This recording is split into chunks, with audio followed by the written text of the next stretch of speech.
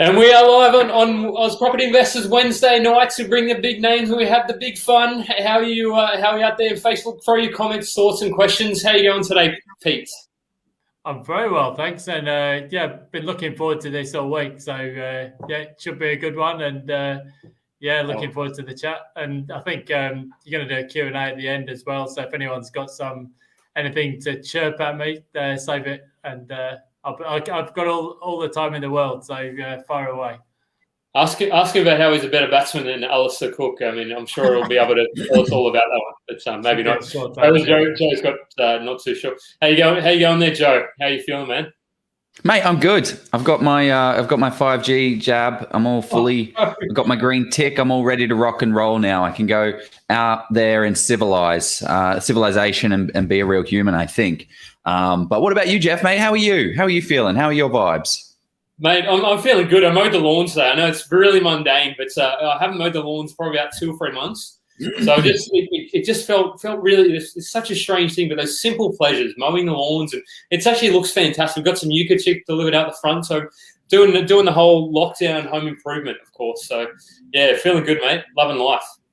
That's what it's all about. But I am super excited for this live session. Pete, I feel like I've seen you on TV so many times just throughout the years, and it's awesome that we're now getting to have this opportunity to get you on board and run through the show with everyone. So I'm really excited for this one. It's kind of like I kind of think did I see you on TV when I was watching Cheese TV? Like, was it that long ago? Have you been on the TV with talking property for that long? Oh, sure. Yeah, I think my first Australian TV was about 2012, and that was live on Sunrise, so live to air. So it was pretty nerve-wracking because you're like, there's no delay or anything. So if you make a balls up, it goes straight out to air. But yeah, I've had a bit of practice since then. So I think it's been about 9 years or so. Bloody hell! Sorry, well, I think this is bigger than Sunrise. So I hope you're very nervous, Pete. But no, not really. I'm not as bad as Koshi and Cheese TV, Joe. That's an eternity ago, mate. Certainly, Cheese TV's. I remember those two hosts, Ryan and whatever the other bloke was. But back in the day, love me some Cheese TV. So I've got a bit of a story about Pete as well. He and I go way back. Not necessarily best buddies, but we are best buddies. But I don't know. Yeah, we caught up for a couple of coffees. But keep digging. You don't hate each other. No, exactly. Yeah, no, I'd love to be. I really love Pete's work. So I think I'm probably more of a fan of his than the other. So how did you meet each other? How did you guys make this beautiful connection? So it's really interesting. I'm interested to see if you remember this, but I ran into Pete. When I say ran into him, I read his book on holiday in Vanuatu in 2013. I was like, this guy seems like he was one of the catalysts for me along the property journey that I sort of the education journey. So it was really good. I read it on holiday and thought, I think you put your email on the thing. So I sent you an email and said, hey, look, let's catch up for a coffee. And we had coffee at the Lynn Cafe there in Martin Place. And I don't know if you remember that, Pete, but I remember that. It's a true story, yeah. So what Jeff's trying to say is he's basically a stalker, and he successfully stalked me down. No, I remember it well. We caught up at Lynn Cafe for a long black, and we've been connected, I think, online ever since. Yeah, and I've just sort of followed you around and seen you on interviews, and we message each other occasionally as well. So it's good to finally actually sit down and have a longer interview, longer chat with you again. So likewise. Before we get into that though, shall we pay the bills though, Joe? Do we do life hacks first? Or we do this after life hacks? My bad. Yeah. Okay, so this is not too scripted, as you can see. So Pete, this is very much live as well. So if you are looking down the, this is there's no redos, anybody. So my life hack, I'll jump straight into it. My life hack is don't always go for the cheapest thing.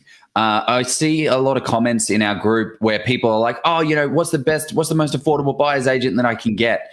And I feel like you're looking at things in the wrong point of view. Like an example is I'm renovating a van right now, and I just finished renovating another one, and I've got 2 vans. I'm selling them both.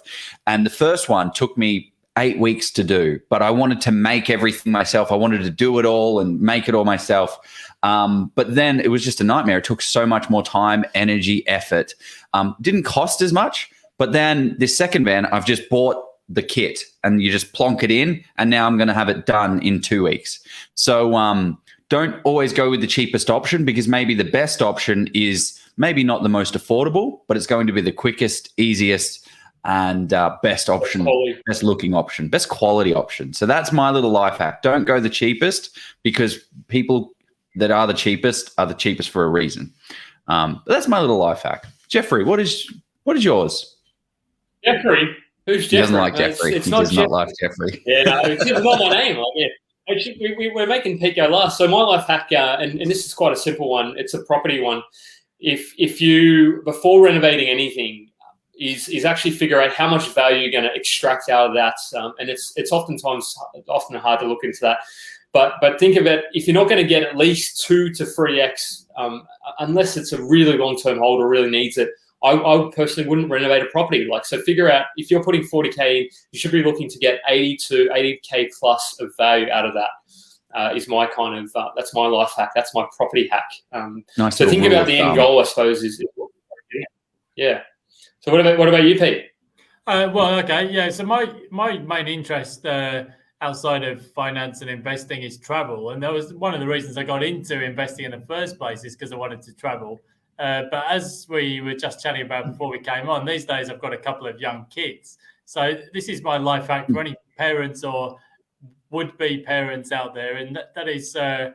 So we went to the Algarve a couple of weeks ago. I'm in Europe at the moment, flying to Crete on Friday. So the thing is with travel, if you want to still do it and you've got kids, you've got to make it fun for them. Otherwise, your life will be hell. So one of the things we've got is for the kids, we've got some luggage, which is actually a scooter. So they scoot around the airports.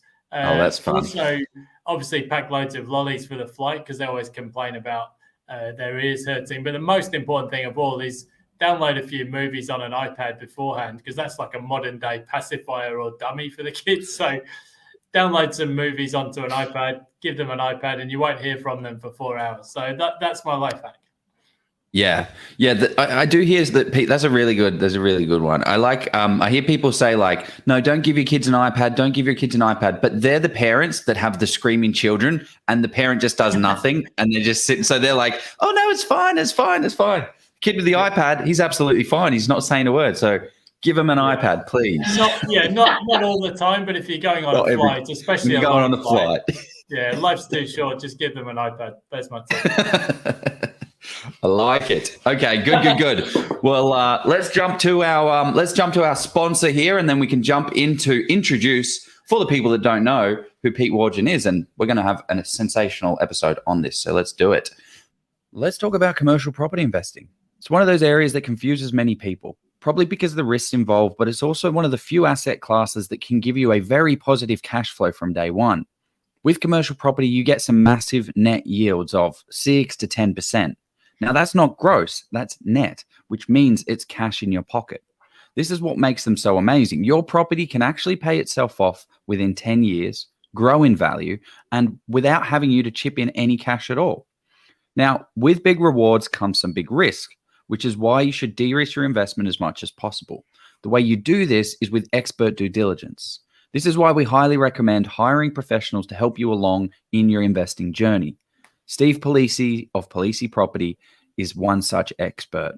He is one of Australia's top commercial property buyers agent. With his own multi-million-dollar property portfolio of a mix of commercial and residential, Steve has over 1,200 property transactions under his belt. He is the guy you want in your corner, crunching the numbers, finding the best properties in the best location, along with the ways to avoid the dud properties. Steve has even been the one to write the book on commercial property investing in Australia, and it's a bestseller. He's been generous enough to give us a massive discount to our audience of 50% with the code OZPROP. Click the link below, get a copy today, and start your commercial property investing journey.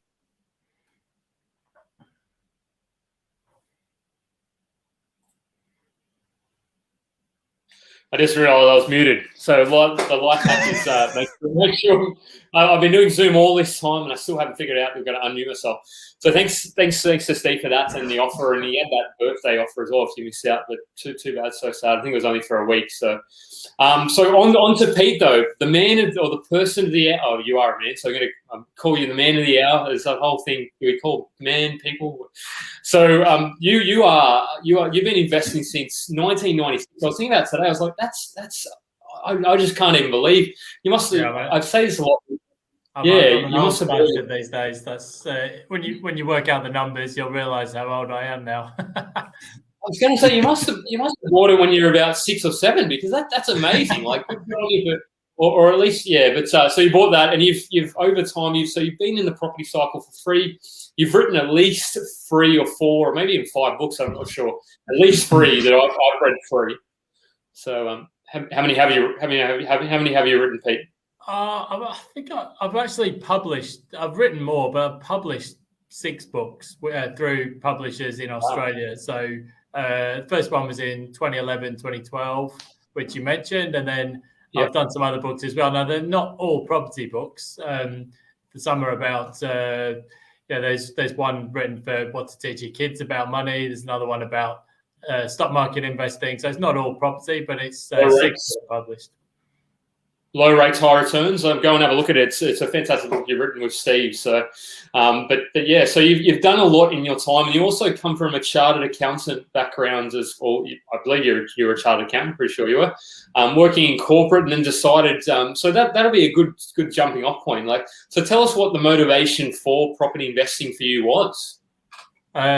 So I didn't have to be a chartered accountant mainly. I think to be honest, I do a lot of sort of coaching and mentoring, and people often ask me about being a CA as a career. And I always say, if you're not sure what you want to do, it's an excellent grounding, because accounting skills in general, that will help you to understand how business works. You can read financial statements, you can prepare balance sheets and P&Ls. It's a really good grounding for a career, but it's not for everybody, to do that for their entire career. So I was originally chartered accountant. I trained in London. I worked with Deloitte in the UK and also later in Sydney. I basically haven't worked as an accountant since I was 33. So that's when I took the leap and decided to go and do my own thing. And scarily, that's nearly a dozen years ago now. So, it's been an interesting journey. But I think the stuff you learn as a CA is invaluable. But I probably wasn't designed to be an auditor for the rest of my life. Yeah. I bet, like, investing wise, it's just foundational. Like that must be one of the first things that you teach, obviously, outside of mindset and those type of things, is that, basic financial understanding of what investing is, how business works, and how you can actually make money from it. Yeah, there's a few different aspects to it. And one of the things as an accountant, especially doing what I did, you had to prepare financial statements for listed companies. So obviously, in terms of analyzing what's a good business, it's useful. But actually, just from a personal finance perspective, just understanding your own personal balance sheet. So you've got your assets and your liabilities, and then your income and your expenses over here. I think one of the things you find in a lot of professional services roles is when you actually look at the people who work in a lot of those positions, they've got not really much in the assets column, and they've got quite a lot of debt. So university loans, home loans, car loans and stuff like that. And I suppose that's really the first and most important lesson. If you want to improve your financial position, you've got to grow the asset column and try to certainly minimize the liabilities for consumer goods and depreciating assets and so on. There you go. That's let people watching at home. That's a fantastic kind of foundation. Just starting on a journey. That's something to take that one in for sure. So let's go. Let's jump into. I want to hear about that first property purchase. Like I think you were telling about us previously, but tell us how did that sort of go, and what was the rationale behind it? Back in. Yeah. How did you fall into property? Did you fall into property accidentally? Did you fall in it deliberately? Like, how did you get into property in the first place? Oh yeah, totally accidental. So my parents are socialists. My dad was a trade unionist, and my mum was a big sort of lefty socialist, and definitely not the landlord or property owning class. My mum is like an anti-nuclear campaigner at Greenham Common and stuff. So it definitely wasn't in my background.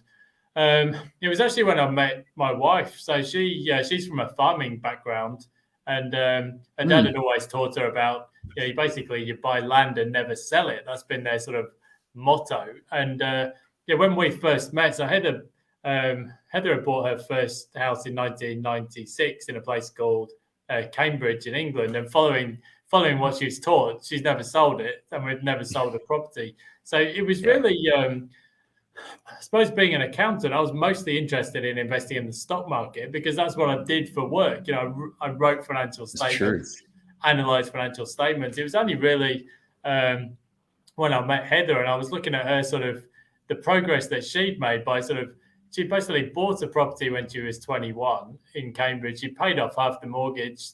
The UK market went through an enormous property boom through the mid-90s all the way through to the early 2000s, and then it kind of carried on again all the way through to 2007. So the market tripled in no time at all, and I guess I was looking at it and thinking, well, I'm sort of eking out returns here and there with sort of 2 steps forward, 1 step back, and I was looking at the results Heather had been getting in property, and that's what convinced me to come across. And it was largely the motivation was, I guess, I always enjoyed my career as an accountant, but I didn't want to do it for the next 40, 50 years. So I was thinking, what's the quickest way out of this? And we were both higher income earners and higher rate taxpayers. So I figured, we basically just went as hard as we could into property. And so for me, my first property was in Bondi. Obviously, as being a POM, obviously that'll be the first place you end up buying.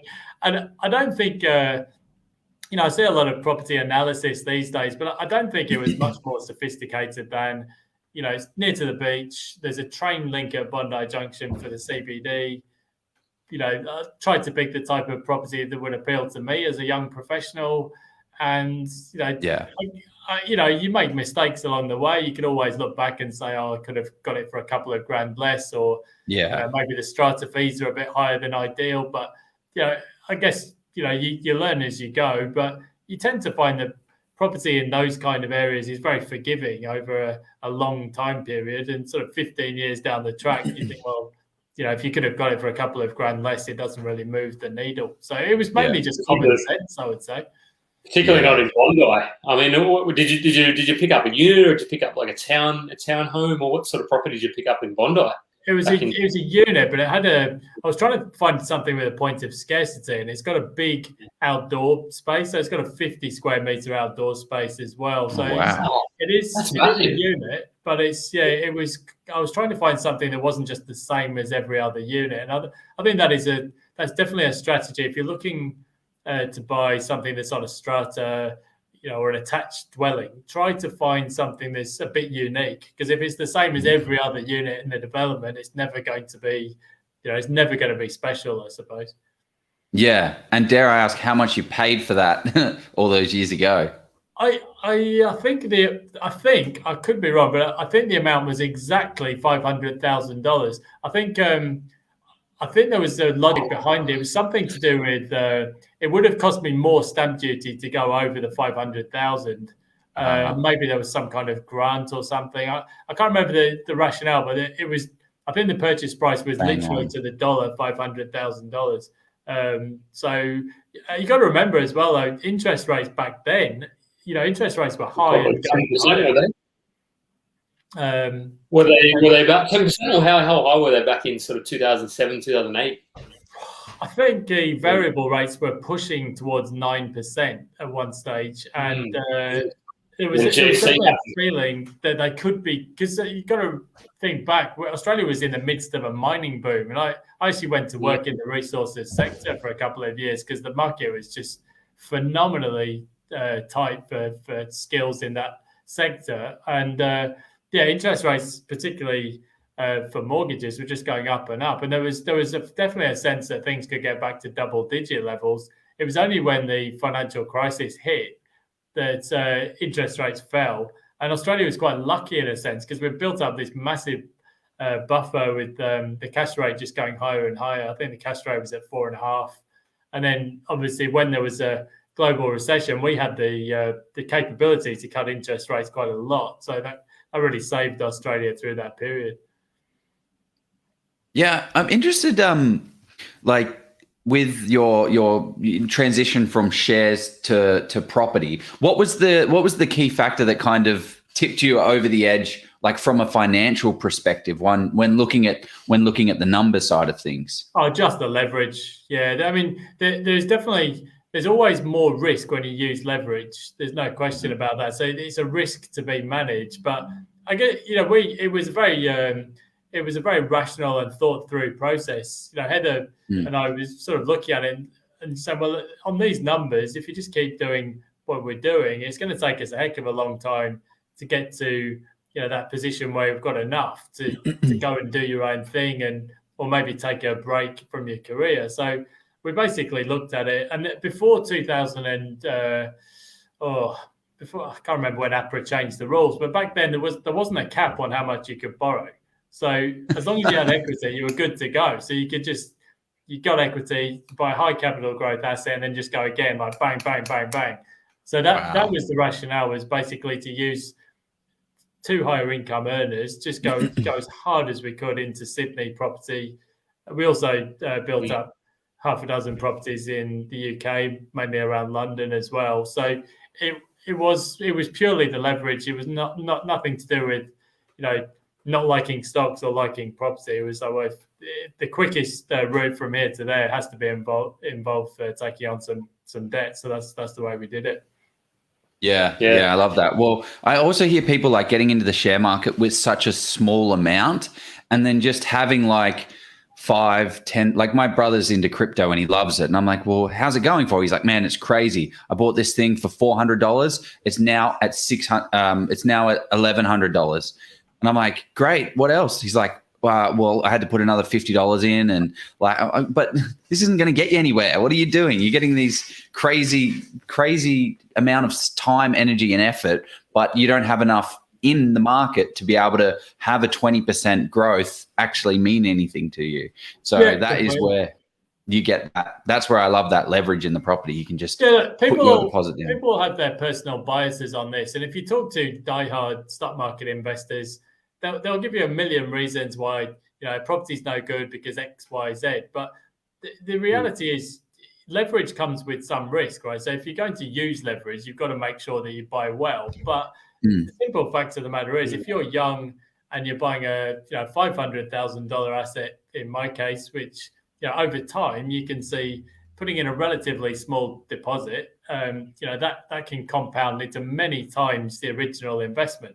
If I was putting, say, 50 grand into the stock market in around that time, in Australia, it would still be worth about the same.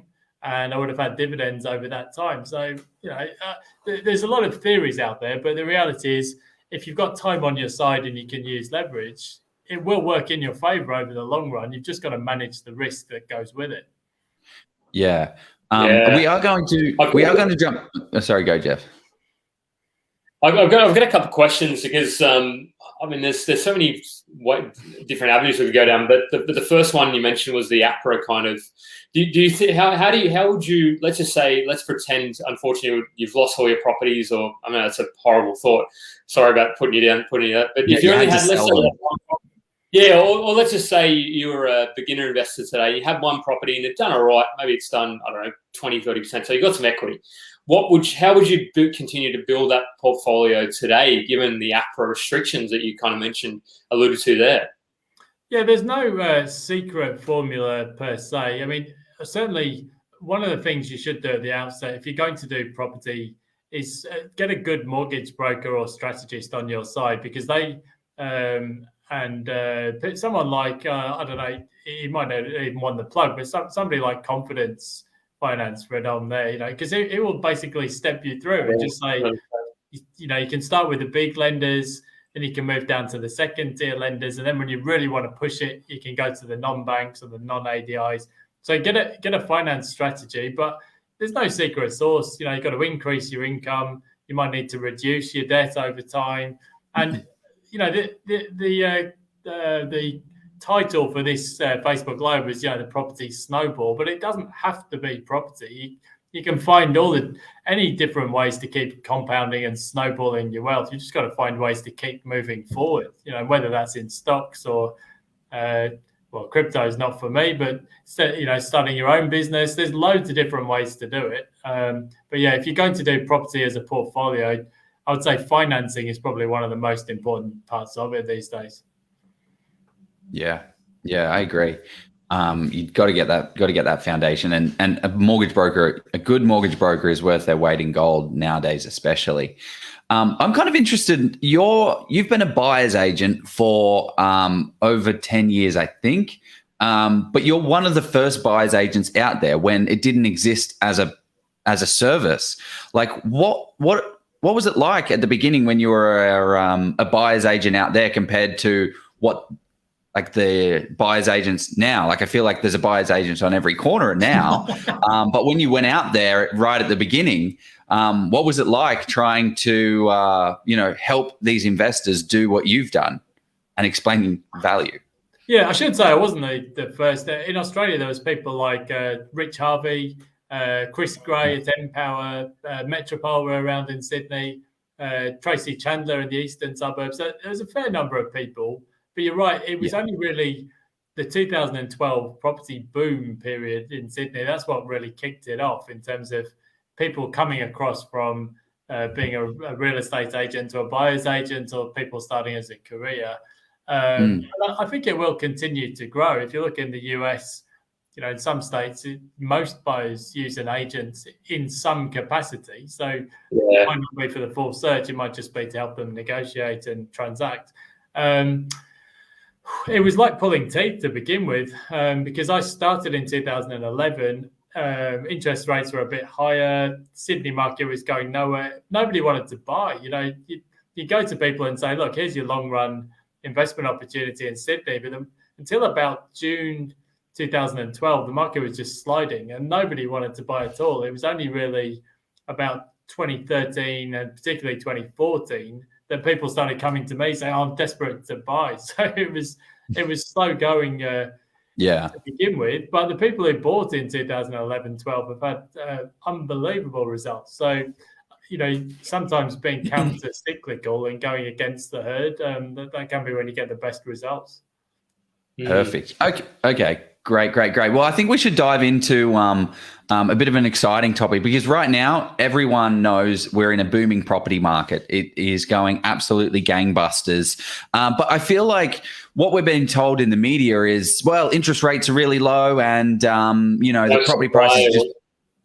Yeah, well, low supply. I mean, that's definitely a part of it. But I feel like there's a lot more to dig into that. Like the low interest rates are just low hanging fruit, but there's got to be more. Like, what are some of the, I guess, maybe your top 5 points that you believe are driving this capital growth, this crazy boom, and the things that are underpinning this growth, and if they're going to continue in the future?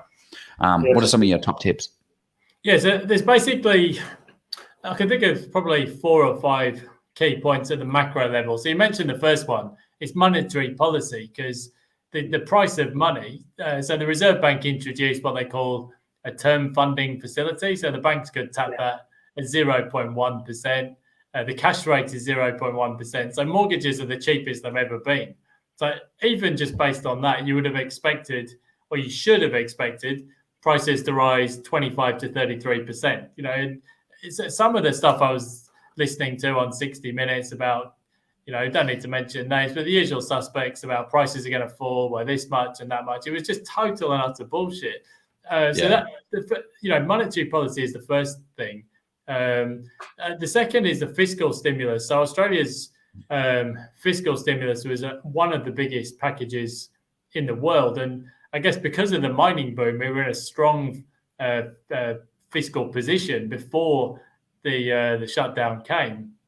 So there was the JobKeeper, there was all of the other stimulus, and then but I mean, like the economy was being forecast with the COVID shutdowns and the lockdowns to be absolutely horrendous. Unemployment was going to go gangbusters. Everyone was going to lose their jobs. The economy was going to crash. So I feel like the government has started this stimulus program to make up for this. Like they're seeing it go this far. They think it's going to go this far. So they're like, oh crap, we better throw a whole heap of money at this situation. And it hasn't been as bad. And it hasn't been as bad, but the stimulus is still there. Kind of very interesting. So that was the second point. It was a massive stimulus package, which gave people the confidence. And I think the least understood factor was through the mining boom years, people started traveling overseas a lot more. Before that, people used to come to Australia. We didn't used to travel. But now with the closed borders, all of those Aussie dollars are trapped at home. And people have got to do something with it. They can't go overseas. They can't spend 20 grand on a holiday to Bali.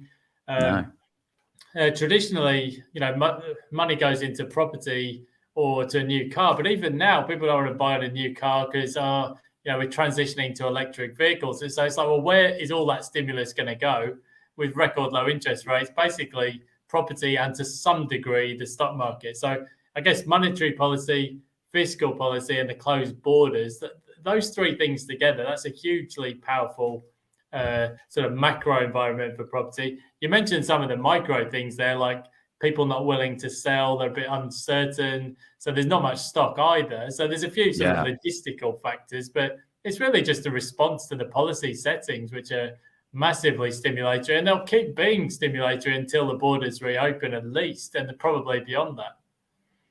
Yeah, well, then what is going to happen once the borders open? Like, is the property market just going to kind of fizzle out, or do we have another 6 months left, another 12 months left, another 5 years left? What are your kind of forecast? Obviously, you don't have a crystal ball, but if you go and buy another 10 properties in Bondi, I think it was going to go up 100%. But not these days. I don't need any more mortgage debt, but I think there'll be a second wave. There's still 45,000 Aussies trying to get back in, and plus, tourism will restart. There's lots of students wanting to come back in, so I think the rental market will tighten. The Reserve Bank has said interest rates will be on hold. It looks like they said even 1% by 2024. They said that's just not going to happen. Markets are pricing for 1% by 3 years' time. They said, look, we're not going to hike rates until inflation is sustainably back at 2.5%, not 2 point something. It's got to be back up here, and that means you need wages growth at 3% plus. So I think there might be some adjustment as borders reopen and people adjust to the new normal. But the macro environment is for very stimulatory interest rates for the next probably at least 4 years. So I suppose the unknown factor is, does APRA make an intervention on high debt to income lending? They've made some more noises about it in a speech today. They won't target investors this time round. They won't target interest-only lending this time round because it's just not an issue. But they might just try and trim the market by targeting people who are borrowing at, say, 6 times their income. Yeah, which will minimise how much people can borrow, I suppose.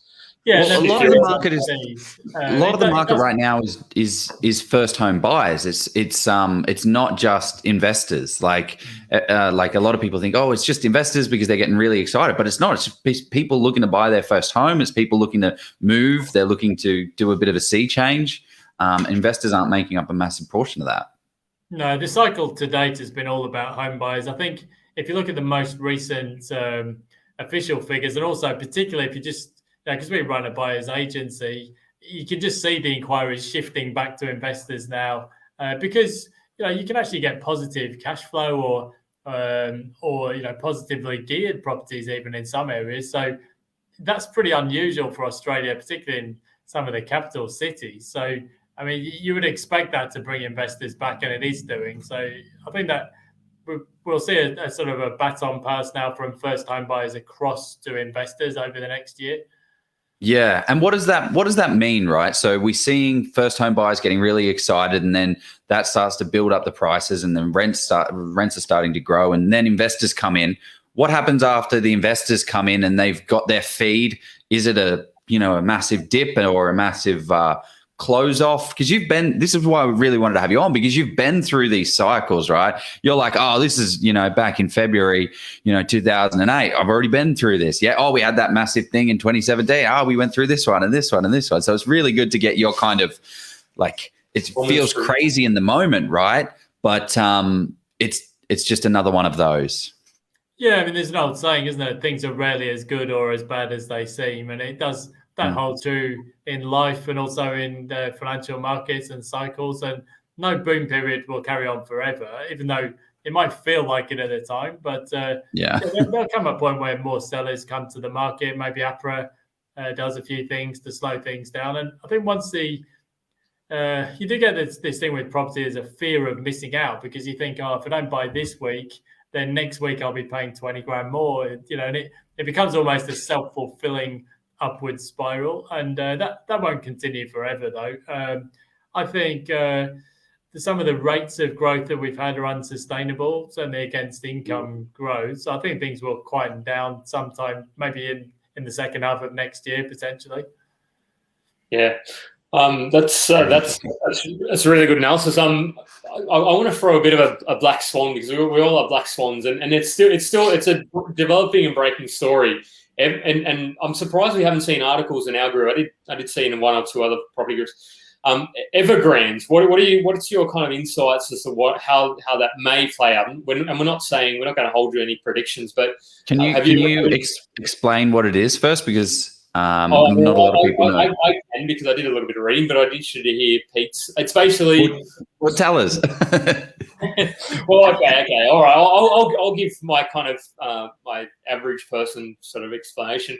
So, what the way I sort of see it is, there's a property company over in sort of China, for those who haven't been following this, Evergrandes, or Hong Kong actually, and they've basically built a whole bunch of they bought properties at inflated prices and managed to then sort of circumnavigate what the Chinese government said they had to have some money to back how much they're buying, and then it's to the tune of $310 billion, and there's thereabout, and I heard there's something about 120 sort of financial institutions or banks around the world who are then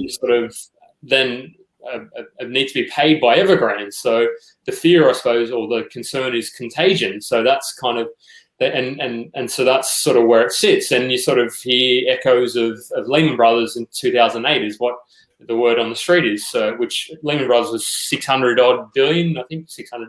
I mean, give or take 50 billion, which is nothing, I suppose. But yeah. So how does that sort of? I mean, I don't. The markets don't seem to be that concerned at the moment. We did see sort of the Hong Kong sort of market drop a little bit a couple of days ago, but of course China's closed for their autumn barbecue. So what does that sort of look like, Pete? What's your insights or inside word on that? Yeah, so there's a lot of talk about, is this the Lehman Brothers moment for China? So you mentioned a financial crisis before. I think the thing is, Lehman Brothers was a bank, an investment bank. So Lehman Brothers goes under, there's all this issue, with CDOs and mortgage-backed securities, and it set off a chain reaction of crap, basically. Now, so Evergrande is a property developer. It's not a bank. So it's potentially not as bad from that perspective. But as you mentioned, they're defaulting on their debt. It's a highly leveraged property development group. So it's not so much just Evergrande being the issue, because I think what will happen in China is the government will restructure the debt. They'll probably break up Evergrande. China has ways and means of dealing with the individual developer group. I suppose the bigger issue is the holders of that debt. Is that if you get a $20 billion default, what does that mean for the other institutions? in Western Sydney speak, Jeff, they always say there's never just one cockroach, and that is, I guess, that is the issue here. Yes, we know about this default, but what will be the knock-on effects? The answer is nobody knows. I think we're in a very unusual environment, and as you said, financial markets are not stressed at all. Bond yields haven't moved. Stock markets have barely budged. I think probably the reason is the Federal Reserve in the US is printing $120 billion a month just to buy bonds. And I guess what people are thinking is, like, if an American institution gets into any trouble, the Fed will just go, thanks, we'll bail you out.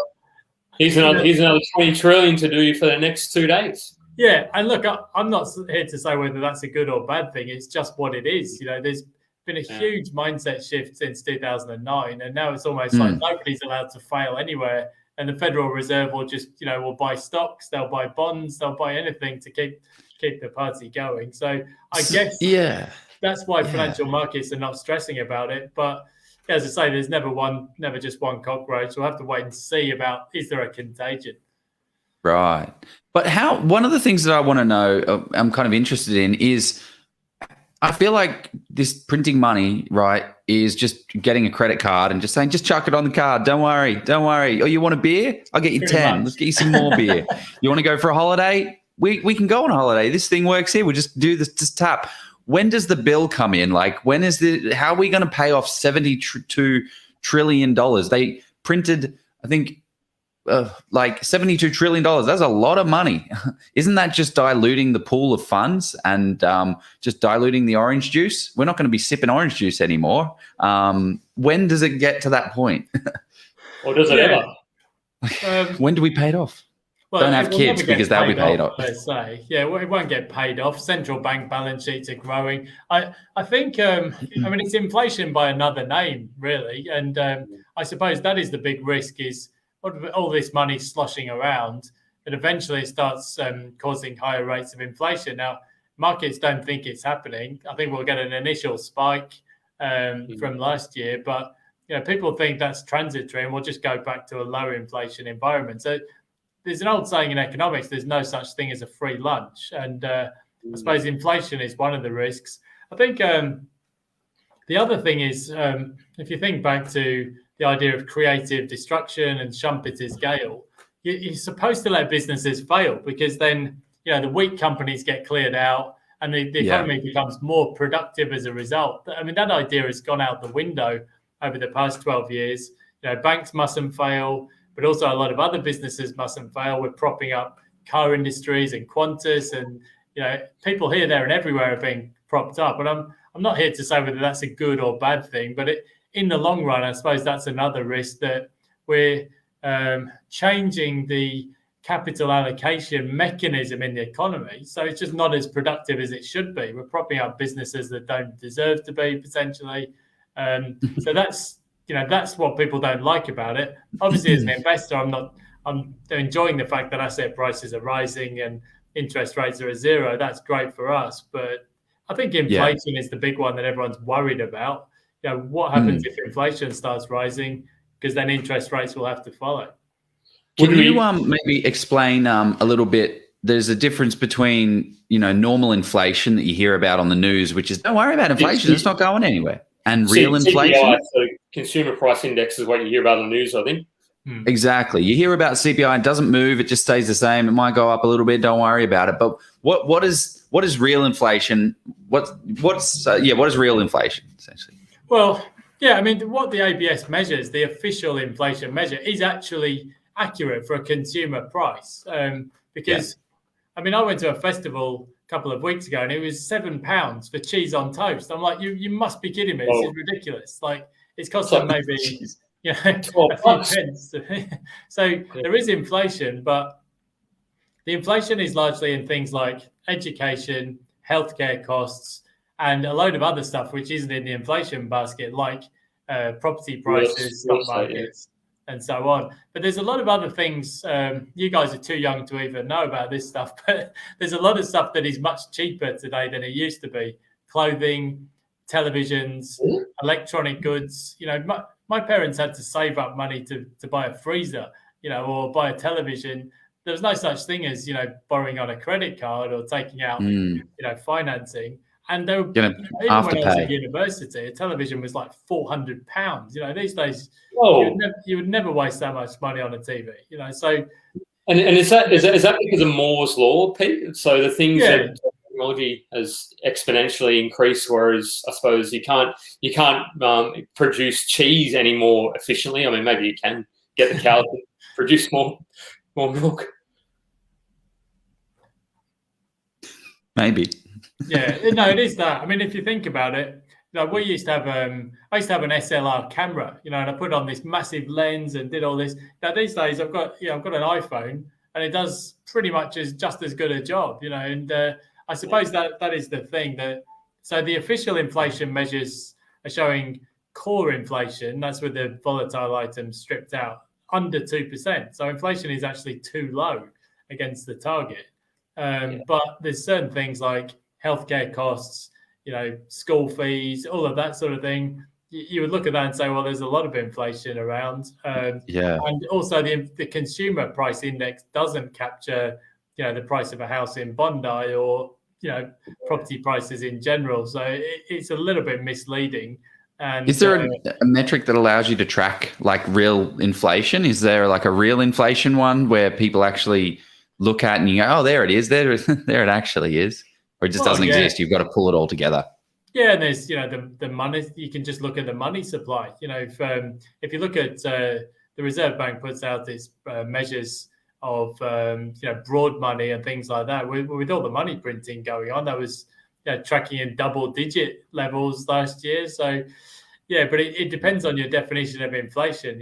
Consumer prices. The basket of goods that you buy. Television, clothes. It might not be moving that much, but it obviously depends on the individual. Yeah. I think there's and we will. I think this is really relevant for property investors. Just to kind of, I'd love to sort of tie it up in a bow, and we'll get there. But before we get to that one, I want to. There's a bit of something that could be a bit more impactful than inflation, which I think is stagflation. So, what are your thoughts on, is stagflation possible? I mean, I know you're not. Yeah. So, what are your thoughts on stagflation? Is it realistic, or it's not going to happen, or unlikely to happen? We should define what stagflation is, I suppose. Yeah, I don't think it's a risk at the moment. Australia hasn't had inflation at the target band for nearly 6 years now, so it doesn't look like a big risk. And even if we do get a bit of a transitory spike, I don't think high inflation is really the challenge. And in fact, if anything, the Reserve Bank is worried. Governor Lowe's coming to the end of his term in 2023, he doesn't want to be the guy who's missed his inflation target the entire time. So he's pushing to try and get inflation higher over the next few years. I think Australia's economy, we've got an open economy, floating exchange rate, got control of our own interest rates. We're in a very strong fiscal position. So Australia's got a lot going for it. So I don't think it's a big risk for Australia necessarily. Yeah, because my understanding of stagflation is you've got high inflation plus high unemployment, right? Is that the way? Yeah, so which is kind of it's difficult to fix because you can't just keep cutting interest rates and stimulating the economy because you've got this persistent high inflation. But it hasn't really been an issue in Australia since inflation targeting, which was 1993. So there you go. You can never say never, but at the moment things look okay. Maybe let's take the conversation global because, it feels like we're in this little bubble here in Australia, which we are. We're in a great little island. But you're over in the UK at the moment. How is the property market over there going? Are we seeing some gangbuster crazy stuff going on there like we are here? Or is it just slow, steady plod along? What's it looking like? It's booming, but it's the government introduced a stamp duty exemption for properties under £500,000. So call it $1 million Aussie. The bottom quartiles of the market are booming. Above £500,000, that market is doing okay, but it's not as strong. So it was almost a statement from the government to say there will be no property price falls during these COVID restrictions, and it worked. Prices, double-digit growth. So yeah, it's been pretty hectic. Interesting. Yeah, that's a very interesting way to stimulate. Sorry, go on, Jeff. He's back on mute. And it's the same in the US from it's the same in the US from my understanding as well. I outside of those three, Australia, US, and UK, I don't really know too much about, but I imagine there's property prices going up around a lot of the world. Yeah, because borders are closed, people can't travel, governments are stimulating, interest rates have fallen all over the world. So there's a lot of things that are, it's a global property boom. It's not just Australia. Yeah.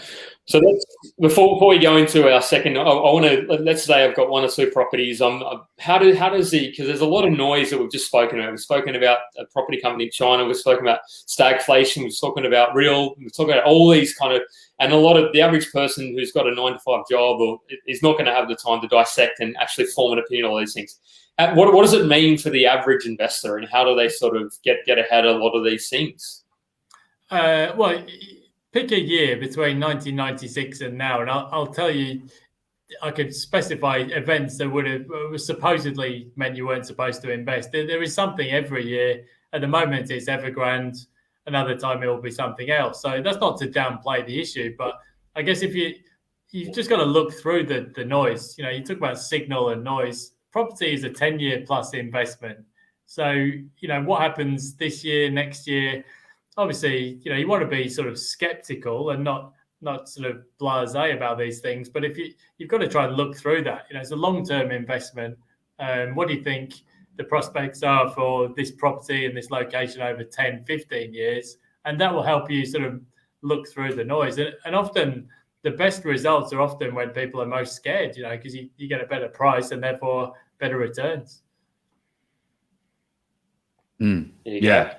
There's still good buying. There's still good buying to be had even in a down market. But I mean, there's so much money getting pumped in, and we're also not just investing in high sugar rush things like that's going to stimulate the economy and then drop it down. The government is investing billions in infrastructure that is going to be long-term projects. They're going to provide jobs, housing, security over a very long period of time. So I don't see this just being a blip on the radar. It's very much going to continue to grow. I feel, but yeah. Cool. Yeah, I think Reserve Bank's forecast. We're in the midst of a lockdown, but the experience all over the world has been, when the lockdowns are removed, just like in the UK and Europe, suddenly you've got all of this. It's like a wall of pent-up demand. It's not the same as a traditional. It's not the same as a recession that's been caused by a financial collapse or high interest rates. It's basically restrictions on people's movement and spending. But once you release that, the rebound should be pretty quick. So it's like a rubber band, right? You pull something back, and the longer you hold it back, and then you let the band go, and it goes, how as far as it goes. Yeah, as long as you don't do too mumuch damage in the meantime. I haven't been to Melbourne for 2 years because of obvious reasons. But, I think from what I understand, you drive through the southeastern suburbs of Melbourne, or if you did that, if it wasn't illegal, if you drove through there, you would see a lot of closed shops, for lease signs. So the longer you keep a shutdown going, the more damage you're going to do to small and medium-sized businesses. So I think the caveat is, as long as Australia finds a way to reopen in the next month or two, I think the damage can be curtailed. But you can't lock down an economy forever and expect there to be no impact. That would be delusional. So hopefully we can get the vaccine rollout up to the right level and get things moving again. Yeah. Yep. Fantastic. Yeah. I feel like this is so much value in that last little snippet. So let's do our sponsor number 2, Joe, and I think should we change gears into strategy, or I'll let Joe lead where he wants to go next. Mate, let's go into strategy. I'm excited about strategy. I'm excited about the different personality types as well of different types of investors, because if you're one personality type, you can succeed. If you're another personality type, you can still succeed. So there's opportunities aplenty. So let's dive on in. We'll pop this on. Scott Agate. You would have seen him on the 7 p.m. project campaigning against agent underquoting. Scott is an expert negotiator through and through. Every single day, he is negotiating with real estate agents to get the best price for his clients. To give you a bit of a background, Scott has been working in real estate since 1995, and as a real estate agent, built up 3 Bell franchises. He was the guy teaching the agent all the tips and tricks to get the most out of the buyers. However, Scott realized that there was actually no one on the side of the person buying the property, and he saw them constantly letting emotion get in the way and paying way over for the property. And that's why he created Hello House, Australia's first property negotiation as a service business, where he is on the side of the buyer. In hot markets like we have now, you need absolutely every single edge that you can get. These agents are trained professionals, and they are there to get the most money out of you, which is why you need to have an expert of your own in your own corner. The way it works, you find the property, then Scott will come in at the negotiation phase and take over for you. This is how you'll get the property for its true value. He'll ensure that you don't overpay. He comes in, knocks the real estate agent down on price. No more agent games, no more tricks, no more tactics. He is there for you. Scott has been kind enough to offer us an amazing discount on his service, and I've personally just seen a friend pay $20,000 more on a property because of these agent games. Reach out to him with the link below. It'll be the best property investment you will ever make. Well done, Joe. You've nailed it again. So yeah, let's talk about strategy, I suppose. And there's plenty of comments and questions. I know good old Luke, your old friend Luke Maroney's jumped in. He's been calling for a 3-hour session. So I don't know. I thought we'd put a restraining order on Maroney, but he's managed to sneak in. Yeah, well, I'm sure we'll have something to say about that. But no, he's very much on the loose. Good on Luke. But so let's talk strategy. But we'll get to a Q&A, and Pete said he's going to stay on as long as we need to. So we'll answer as many questions. So he's bringing the energy, he's bringing the gold tonight. So, but when we talk strategy, so I kind of wanted to ask. I was thinking in my head. I don't know, Joe may take this a different direction, but I was thinking if I had a budget of $300,000 to $500,000 to spend, or if I had maybe $800,000 to $1 million, I'm interested. What would you do with those kind of two different? And Joe will bring his own questions. What would you do with those kind of people? If you had $300,000 to $500,000 versus $800,000 to $800,000 to $1 million, how would you approach a strategy building a property portfolio? Oh, good. $300,000 to $500,000, go and see Luke Maroney, because those guys are very active in those price ranges, and they'll get you something excellent. I think, when you think about what are the drivers of capital growth in property, population growth and increasing wealth. So one of the oldest sayings in real estate is find out where the people are moving to and buy the land before they get there. I mean, it's a bit of a trite saying, but it is true. So at the moment, the demographic shifts in Australia totally towards southeast Queensland. So that straight away says to me that, well, that's where the demand is shifting. It's partly been caused by the lockdowns in Sydney and Melbourne. But also, if you look at what the Reserve Bank said, more businesses will offer remote working and flexible working over the years to come. And a lot of the big tech firms are having to offer that as a matter of course now to get people hired. So that says to me, southeast Queensland is going to be a boom economy all the way through from now until the Olympics, potentially. 800,000 to $1 million, I'd probably look at think of the micro factors that drive capital growth. Good school zones, a lot of competition from families, which is the biggest buying demographic in Brisbane. I would try and get a flat block of land in Brisbane, the sort of flat block in a top school zone. So like, I don't know, Ironside catchment, you might be struggling with $1 million these days, or some of those. If you look at the top performing suburbs in Brisbane, it's things like the Mansfield State High catchment. A lot of it's driven by schools.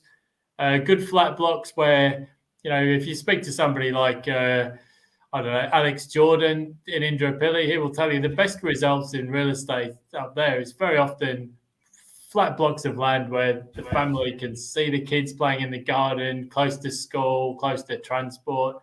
I would say 90% of property investing is just common sense. I think at the moment the risks are, if people are spending $3 million on a lifestyle property location like Mornington or somewhere, when all of these trends go into reverse and the borders reopen, you don't want to be the person who's paid an insane price for a regional property. That's to me, that's the risk. We've seen it once before with the mining boom. People were paying $1 million in Port Hedland for 10% yields, but when it goes into reverse, there's a risk. So And what are your thoughts? Southeast Queensland, and if it was 300 to 500, go and see those guys. Luke will sort you out. But Loganshire, Moreton Bay, there's other areas in Southeast Queensland as well. And if I lost my question. Jeff, you had it. Oh, actually, the remote work, right? So now we're looking at the everyone's flocking out of the city and they're looking to get the tree change, sea change. How do you feel that is going to be going in the future? So do you feel that it's going to be just a pull back? Everyone's gone out and then they're going to come back to the cities kind of like normal, or do you think that there's enough out there, there's enough value for people to live at home and work at home if they have access to internet, that they can have those type of salaries and afford to live out in a much nicer location potentially? It's a bit of both. If you look at, so there's been some surveys of businesses, and before COVID, most businesses said, well, we want people in the office where we can keep an eye on them. During COVID, they've been forced to offer flexible or remote working. In terms of future intentions, most businesses want people back to work, is what the surveys show, but there'll be a certain proportion, and I think particularly in the tech type of environment or IT, I think they'll continue to offer more flexible work because it's hard to take back something once you've given it away. So I think there'll be a mixture. I think there'll be more people taking the lifestyle approach, but by the same token, I've heard enough times over the years about the death of Manhattan and the death of London and blah blah blah. But people are sociable creatures. People like to be together. So I think things will be much more similar than different when the borders reopen. I think things will reassert themselves surprisingly quickly.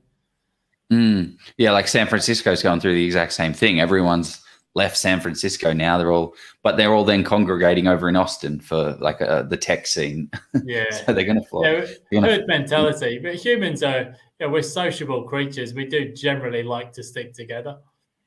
Yeah, but I guess if you are going out there and purchasing a regional area, don't just rely on it to be having one pillar to its strength, right? Remote, beautiful, beachside location. Make sure that it's got the other things going for it, like a strong economy, some actual potential for it to continue to grow.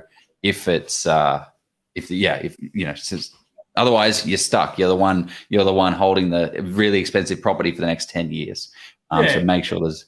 Do you want it to be a decent sized hub? I mean, I live regionally myself at Noosa, but the Noosa market's done very well over, and not just through the pandemic. It's been a strong performer for years and years because there's enough demand for that combination of accessibility and lifestyle. So I think I always worry about one industry towns. Basically, we've seen it. There was places like Whyalla.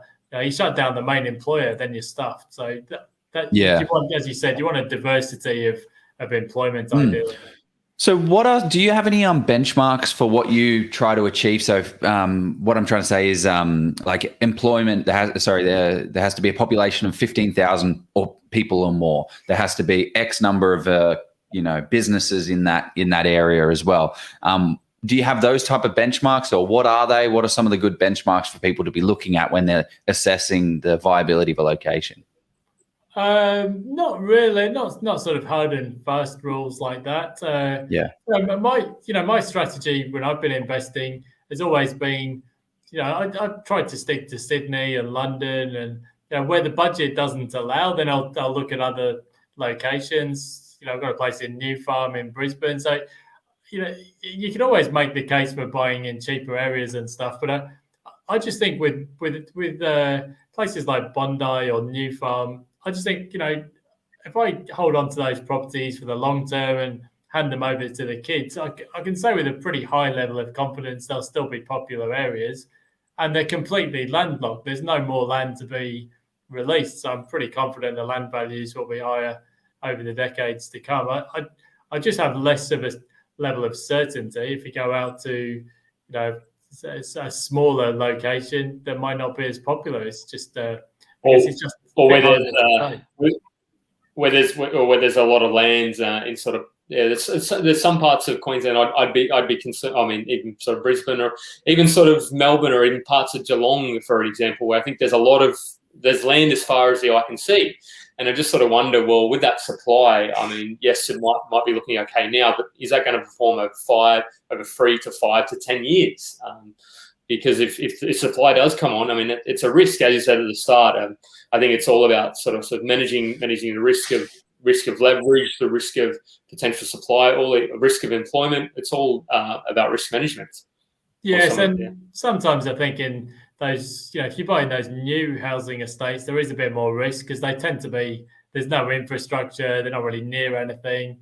And even just buying new property in general tends to come with its own risks and teething problems. Nassim Taleb talks about the Lindy effect. And something that's been around for a long time is likely to be around, for a long time. Like Guinness or Disney and things like that. And it's a bit the same in property. If you buy a terrace in Paddington in Sydney or one of those types of locations, those properties have been proven performers for 100 years. So you won't go too far wrong there. I just worry sometimes when people are, they're buying these house and land packages in suburbs you've never heard of and stuff, and you're like, well, gee whiz, it's pretty hard to. There's no proven track record, so you don't really know what you're dealing with.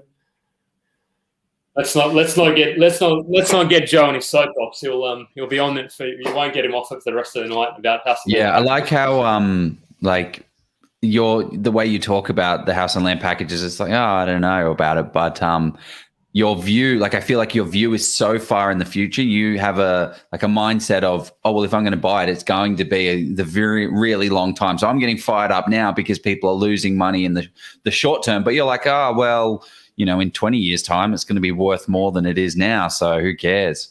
Yeah, I think it could kind of. I think there's just, there's more unknowns particularly when people buy off the plan. There's just a whole load of stuff. You just don't know what the property is going to be like. There might be teething issues. You tend to pay a premium to buy brand new as well. You're basically paying for the developer's profit. Margin. So there's a few things against it. But as you said, I mean, property tends to be quite forgiving over the long run. But you also, being from a European background, trust me when I say I've seen housing estates that have never been finished. If you go to Spain or Ireland, you can drive out to the middle of nowhere and there's all these half-finished building estates, and you're like, what the hell happened here? But obviously, a lot of people bought and then the music stopped and then they never got built. And I've met people who've had rental properties empty for 15 years, or 13 years in Ireland and stuff. And they're like, well, wow. There's places particularly in a property boom period, stuff gets built all over the place because there's so many willing buyers. But it's just a bit more dangerous, I would say. What's this? I mean, this is a bit of off the random question, but how is the supply side of things coming in Australia? Like you're saying in Ireland, they just pop them up like it's nothing. But I feel like we're in a very tight supply area, and we have a lot of land, but do we have a lot of land where people want to live? What are your views on the supply that's coming on the market soon? Yes, that's true. I mean, if you look at particularly Sydney, you can release a bit more land, in some of those outer areas, but it's a pretty supply constrained market, really. You've got to build up, I suppose. Yeah, you can build up. I think that's the thing at the moment. There's a lot of detached housing being built because of the home builder package. So, and that's not just in Sydney, Melbourne. That's all around the country. There's a supply uplift of detached housing. For units, though, developers just haven't had the certainty in recent years, and it's been harder to finance. So the unit supply is actually getting tighter and tighter at the moment. I think in Melbourne, without the international students around and the tourists, there's actually quite a lot of empty units anyway in the Docklands and CBD and stuff. So, yeah, there's been a bit of a shift towards building more family-style housing through the home builder period. But I think that will start to tail off now and become a bit of a headwind next year. What do you mean by headwind? Oh, for the economy. At the moment, it's a big tailwind because there's building happening all over the place. And, the price of timber's gone up, price of tradies has gone up. But, I still think there'll be a fair amount of building, but it will be less, each quarter it will be less. So it becomes, it starts to, it's having less of a stimulatory impact for the economy. There's actually a really good, it's by HOA, the Home Builders something association. They actually release press releases that say, and it's very balanced. It doesn't just say, so it actually says building approvals have gone up or they've gone. And I've been noticing a trend. They've been saying that building demand has just gone since the incentives of home builders come out. There's just not as much demand for new builds because I suppose people aren't getting the incentives to do so. Yeah, that's right. It had the desired effect. The economy was in a real hole and they needed to keep things moving. So, and history shows you give people free money for property, particularly in Western Australia. Look at the building boom that's gone on there. People will take it if you give them free money. What is your views on Western Australia as a market? Is it a market? I was about to ask the same question. Sorry, go. Well, crystal ball time, really. I think it's obviously a very cyclical market because it's driven by commodities. So the iron ore price was at $225 or something. Now it's fallen back to 90. So yeah, I don't know. It's less predictable, I think, and it's becoming a bit of a hermit state at the moment. So it's pretty hard to get a read on. I still think over the long run, it's got very good potential, but it's more volatile, I think, through the journey. I think during the mining boom, prices tripled in Perth very quickly, but then, from 2008 onwards, it hasn't really done so much. So a bit more of a volatile market than say Melbourne. Yeah, some people have bought properties in 2008 which are worth less today than they were in 2008, which is wild to think about that. And there was one stage where the Perth median house price was higher than Sydney. So I think I was sort of around the 2007, 2008. Actually, I think it was about 2010 or 2011. And then it just sort of stagnated for probably about the last 9 to 10 years. So you sort of, Sydney will have its own period where the same, it might not be 8 years, but you'll have a down period. We had it after the Olympics, from 2003, I guess. Yeah, there's a couple of interest rate hikes. Prices did nothing for about 4 years, possibly even 5. So it does happen, and that's why you don't want to be the person who buys right at the very peak of a cycle. And before we get into kind of personality kind of types, and I think Joe wanted to ask about that, but what are your thoughts on how possible it is, or the importance of timing versus time in the markets? Which one are you kind of more in favour of?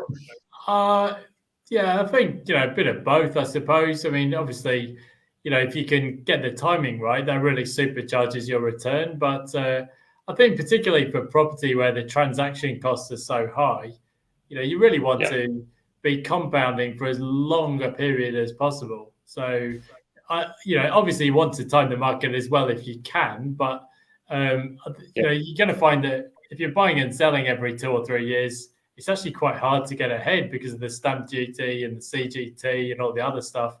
So I think, especially for property, I think, the length of time that you can own an asset, particularly if it's a strong performer, then that obviously makes a difference. And it's just the way compounding works. If you're continually doubling your net worth, each time you double your net worth, you've actually, and if that's over, say, a 7 or 10 year period, you've increased your wealth by more than you did throughout the rest of your entire lifetime. It doesn't feel like it. Our brains aren't programmed to understand that. It feels illogical, but that is the way the compounding works. And if you look at somebody like a great way to put it. I've never thought about it in that way. Warren Buffett, he's made most of his wealth after 65. He's which is mad. That most people are retiring and looking to to sort of wind down, but his net worth has just kept doubling. So it just goes to show. There's a lot. Morgan Housel says this book in his book, The Psychology of Money. People talk a lot about Buffett's investment track record, but his biggest weapon is simply started investing when he was about 6 or something, and now he's 90. It's just that sheer length of time he's been doing it. If you have a connection to Warren, I'd love to get him on the show. I'd love to hear what he's got to say. You better be quick. He's getting old. I hear his secret is Coca-Cola and a bacon egg muffin every day. I hear. Yeah, if you believe that, you'll believe anything. I saw he did a lecture saying you only get one brain and one body, so look after them. And then the next thing is like, drink Coke, But I do own the majority share in Coke, so maybe you should. Exactly. It's all in the market. That's the way it works. Okay, well, personality profiles. Let's touch on that briefly because I feel like there's something there. But what are okay? So what there are multiple personality types that invest in property, that invest in shares. What do you think? How can you, if you have a less risk, a less of a risk appetite, how can you be successful in property? That might be a better way to go. Yeah. So if you read the book that I co-authored with Stephen Moriarty, Low Rates, High Returns. So he wrote the chapter there on the Enneagram assessment, which is basically the 9 personality types. So you've got all the different personality types, and people don't fit necessarily snugly into one type or another. You might have an overlap between one type and a wing type, but usually what we've found in our coaching programs is that you get particularly 3 personality types that actually take an interest in money. So a lot of people just aren't interested in money, and that's fine. I would say if the people listening to Facebook Live on property, you're probably interested in money to some degree. So the three personality types that would fit into that category would be the type 3, which is the high achiever. So that tends to be the person who's very goal focused. They like to build an empire. They're quite often CEOs or management. They're sort of very much a sort of achievements and goals focused personality type. Then you A-type. Then you get people who are more like, say, I'm just trying to think like someone like Michael Yardney, classic type 3. He's building a business, building an investment empire, very goals and achievement focused. So that's the typical type 3. Then you get the type 7 personality, which is someone more like myself, which is driven. The goal is not financial wealth and driving a Lamborghini, it's freedom. So the type 7 personality is more about adventure, freedom, not having somebody tell you what to do all the time. And then the one that sits in the middle, which you just alluded to, is the type 5, which is the thinker or analyzer. Those are the people who are most likely to get bogged down in, detail. They don't like noise. And you'll often find if you work with clients, you'll get some people who are very visual. They want to see a beautiful property in a great location. Other people, have a different approach. So it's all about the goals, accumulating properties. There'll be some in the middle who just worry all the time about the numbers. What if the cash flow is $5 a week negative or $5 positive? That's the thinker analyzer personality type.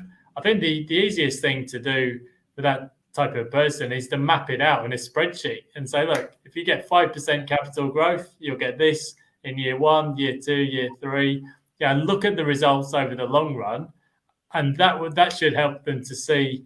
Don't get too bogged down in the the $10 here or there, because you can't control that. Try and see the big picture. So it's a fascinating subject. Have a read of the book if you can, because you'll start to recognize your personality type, And then for each personality type, we've got an investment map, which tells you the things that you're likely to be good at, and then the things you're probably not so good at or might be a risk. And then at least you can manage those risks.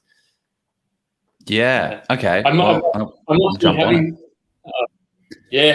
Having read the book, I think I skimmed through that section. I was more interested in about the sequencing of risks and all that kind of. So I must be 5, but I think I'm probably 5 or 7, probably close to a 7, because I don't worry too much these days about losing 10 or $20. And you've written a couple of books. Which one's this one? It's called Low Rates, High Returns. I was only the co-author. Stephen Moriarty was the main author of that book, and that's about how to invest your money in the stock market, basically. So it's and I don't think people, you do tend to find people have a preference either for property or shares, and my journey began going heavy into property for the reasons we discussed. But ideally, you want to have a balance of both, because stocks can generate more income, they're more liquid. Property is a good way to build your equity base. A combination of the two is probably best. Yeah. Do you have a view, Pete, on commercial property? What are your thoughts on? Have you ever invested in commercial, or you've left that to the side? Yeah, so our most recent purchases were actually farmland. So it's not necessarily for everybody, but we've been pretty, I suppose, fortunate over the past 15, 20 years in terms of the results we've got. So now I try to think about buying assets that I can just get a steady return and hand over to the kids. So I think certainly UK farmland is inheritance tax free. You can sell it without capital gains tax in some circumstances, and you get a steady yield, and it's virtually indestructible. It's not going anywhere. So I don't do. They're not making anymore either.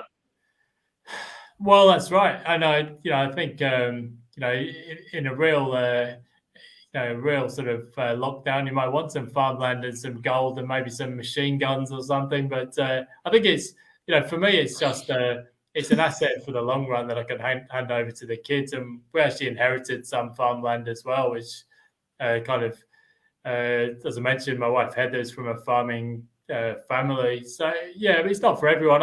I'm not really interested in doing the medical centers type things and doing the fit outs. But I can see for the right person that could be a higher income producing asset.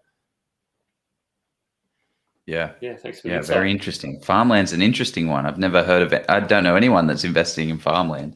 Yeah. I mean, we're vegan, so we don't do chucks or cattle or anything like that. It's just cropland for us. And I'm interested in the organic side of things as well. I think that will be a growth industry, but it's very tax effective, and you do get government grants as well for the right types of land. So there's not many headaches to it though. You either farm it yourself or you can sublease it out. And if you sublease it, the admin is it's a couple of hours a year really. There's not much to do.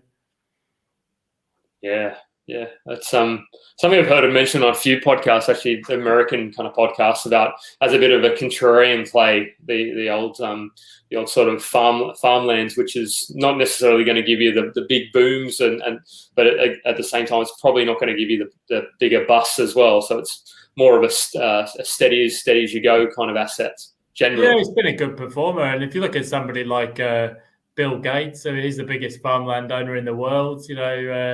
Put up some more risk. Yeah, Sir James Dyson in the UK, he owns more land than the Queen. So those are pretty smart people. They know what they're doing, and it's a good way to hand over to wealth to your kids as well, without the government taking 40% in the UK. Probably just it's probably one you need a bigger deposit for, I suppose, which is the limiting factor. Oh yeah, we bought for cash. Yeah, it's not a leverage play. It's more about just consistent returns for the long run, and just this. It's almost the safety of the return of your principal. Earlier in your journey, you probably want to do residential, I would say. Yeah. How does the typical flow look like for customers, right? What would you say would be a typical journey type for someone that is looking to accelerate their wealth quickly in the next 10 years? How would they play it out? Would they get a high cash flow yielding property right at the beginning and start to kind of snowball it from there? Or what would be the typical, let's go for it, go hung, go for it type of strategy? Yeah, obviously, personal circumstances differ. So, I can't give, of course, advice to every single person. So, but just generally, if it was me today, I'd buy residential property. I would buy something with a high land to asset ratio. So probably an older style house that's got potential to renovate or add value down the track. So like in Brisbane, it would be an old Queenslander, something like that. I would use an interest only mortgage. And then with every dollar that I've got left over at the end of each month, I would just pump it into an offset account. And then, once I've got some equity, then I would go again, So I think, that's the most tax effective and most flexible way to do it. And if you've got the skills to do renovation and add value that way, then that can be a way to go. But as Jeff said before, you don't want to tie up too much of your capital in the one asset. You really want to try and get an exposure to a range of properties ideally, because then you've got more assets working for you. Yeah, good. Yeah, makes sense. I mean, because I hear a lot. I mean, when I first started looking at investing, and it was, you want the cash flow, you want the cash flow, you want the cash flow. But I'm starting to veer very much towards more of the growth side of things, because that is what's going to accelerate you, to allow you to start getting your deposit back, right? You want that deposit making machine churning nicely. But if you've got pure cash flow play, it's going to not let you get to that point. But then when you get to a point of having enough of an asset base, then you want that cash flow, and that's when you can start transitioning into those diversified assets like commercial or rural and farmland. Yeah, or the stock market. Yeah, for sure. Yeah, I mean, particularly in Australia, because the tax legislation is almost tailor-made for somebody wanting an income from stocks. They've got dividend imputation. So you've got franking credits. Exactly. So you don't have to be all in property. You could use property to grow your equity, and then the income could come from, as you said, commercial, from stock market, other sources. So a combination of the two. Yeah, and can you leverage shares? Like, I know you can leverage shares, but would you get to a point where you would then get an index fund and then leverage the index fund to get cash out and pay some of the debt that you have to pay down, like you would do with a normal property? Or would you just put the cash in those assets and not leverage them? Yeah, I'm putting my property hat on. Yeah, ideally, you don't need to use leverage in the stock market. You obviously can. We were talking before there about interest rates. I can remember margin loans at like 9%. And I think it's a pretty big hurdle to have to keep beating if you're borrowing. Now obviously margin loans don't cost as much, and since the financial crisis, there's been an increase in things like CFDs and other forms of leverage. Obviously, you can use it if you know what you're doing, and people do it in foreign exchange markets and stuff like that. And actually, these days, one of the more popular products is you can actually buy into leveraged funds. So you don't personally take on leverage, but the fund does. But obviously, as I said before, there's no free lunch there, and the price is volatility. If you don't like seeing the market down a few percent, you definitely wouldn't want to be in a 3 or 4 times levered fund, because the volatility will give you sleepless nights. Yeah, I think for the majority of people, leverage is something best left to professionals. But I mean, everybody's got to make their own decisions, I suppose. Leverage in an asset that's tracked sort of almost by the sort of minute or second would send probably most people crazy eventually, I would say. You have to have a higher risk tolerance. I mean, if you looked at the best returns in stocks, or some of the best returns over the past dozen years, something like a triple triple leveraged NASDAQ fund or something like that. I mean, the returns have been absolutely spectacular. But the thing is that the leverage works both ways. You know, when the market goes down, you lose 3 times as much.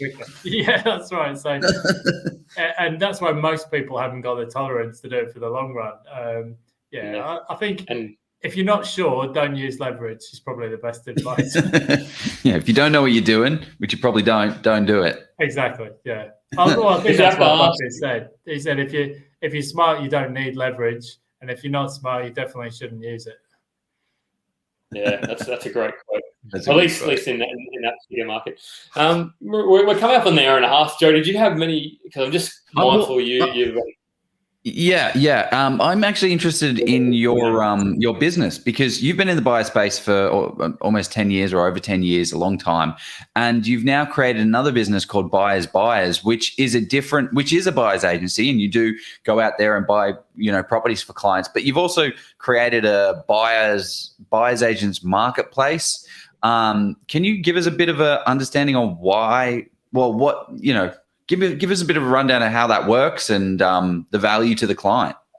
Yeah, so I think as an individual buyer's agent, you can only ever cover so much. You can only ever really be an expert in a few suburbs, realistically.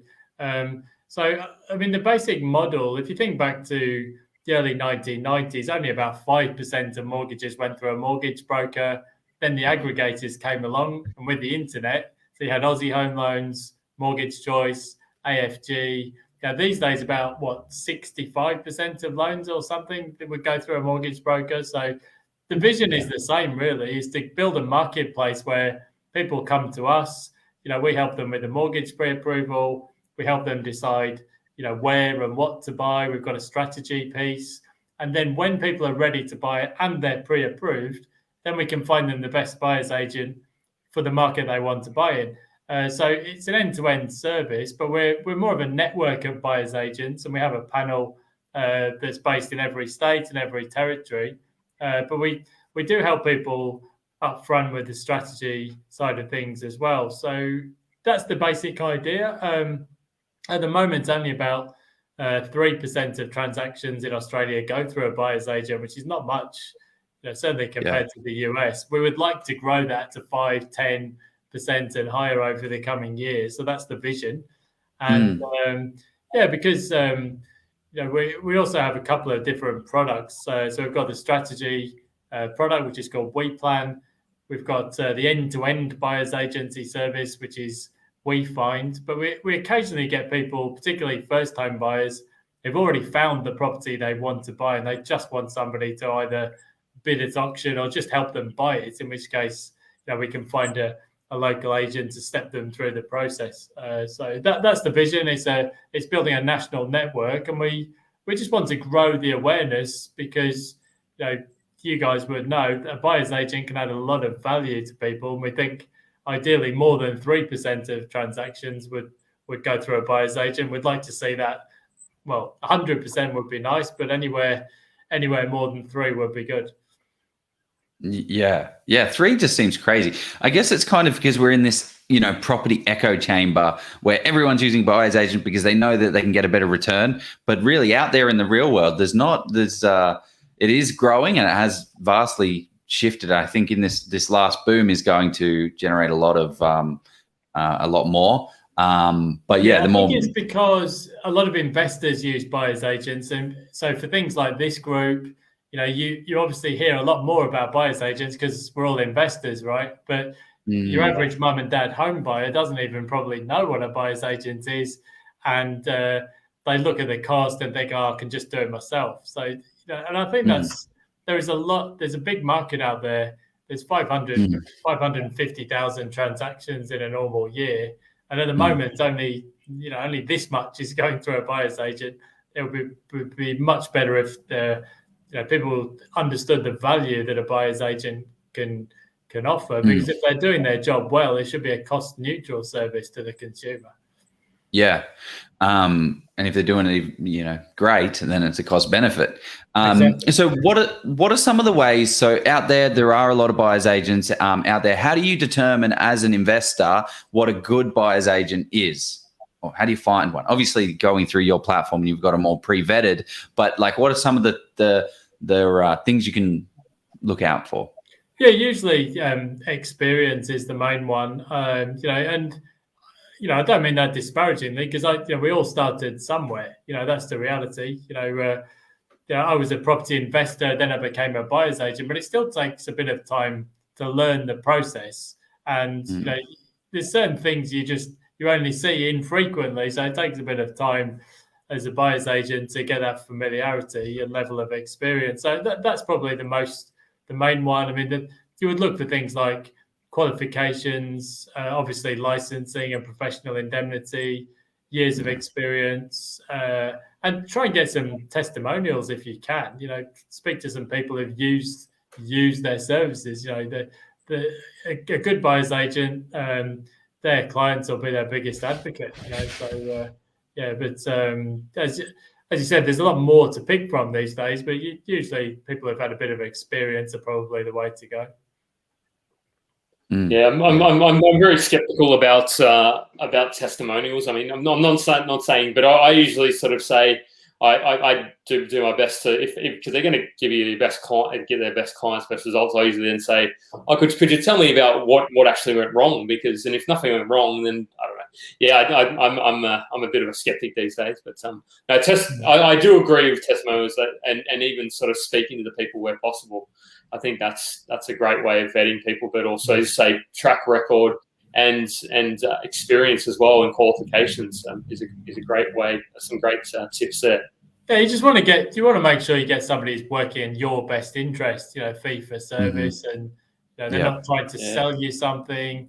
They're not trying to buy 20 properties in a week, just paying a crazy price. Because if that's what's happening, well, you may as well do it yourself, to be honest. But you want to find somebody who's going to work in your best interest as a client. That's the most important thing.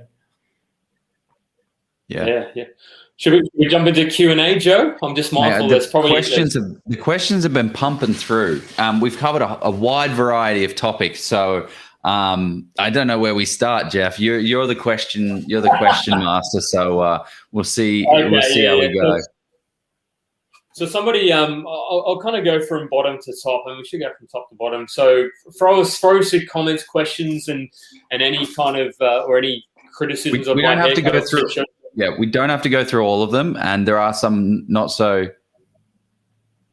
great. So somebody asked, the buyers they can keep property more affordable. I don't know. Maybe you could say probably yes, but I mean I don't know. It kind of depends. So basically, can they get it cheaper? I suppose is what I'm getting that there. Can a buyer's agent?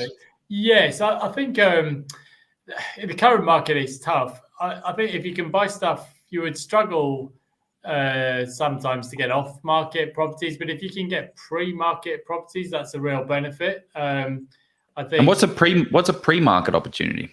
Well, it's basically where a vendor is looking to sell, but they just haven't yet been through the process of professional photography, getting the listing up. If you can be the first person to look at that property and try and work out what the vendor wants, in terms of terms potentially or price or whatever it may be.